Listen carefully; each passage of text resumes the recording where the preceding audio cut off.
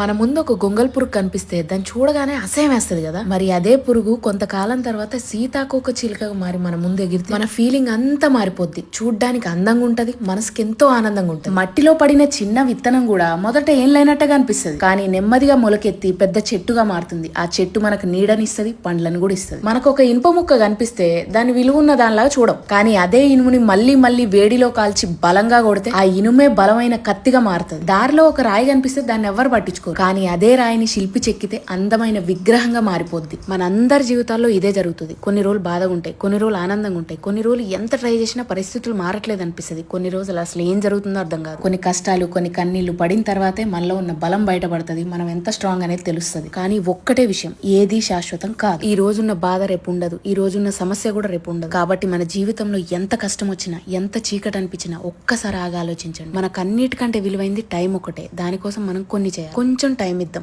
కొంచెం పేషెన్స్, కొంచెం నమ్మకం పెట్టుకుందాం. మన కష్టాలు, మన సమస్యలు, మన బాధలు అన్ని టెంపరీ. ఈ చిన్న సమస్యల కోసం మన విలువైన జీవితాన్ని మనం ఎప్పుడు వదులుకోకూడదు. కొంచెం ఆగితే, కొంచెం తట్టుకుంటే, కొంచెం మన మీద మనం నమ్మకం ఉంచితే ఒక రోజు మనమే తిరిగి చూసుకొని ఇలా చెప్పుకుంటాం, ఆ రోజులు చాలా కష్టంగా ఎంతో బాధగా ఉండేవి, కానీ ఆ రోజులు లేకపోతే ఈ రోజు మనం ఇలా బలంగా ఉండేవాళ్ళం కాదు అని. పడిన కష్టాలను చూసి నవ్వుకోవాలి, తీసుకునే నిర్ణయాలను చూసి ఎప్పుడు సిగ్గుపడకూడదు. చలో.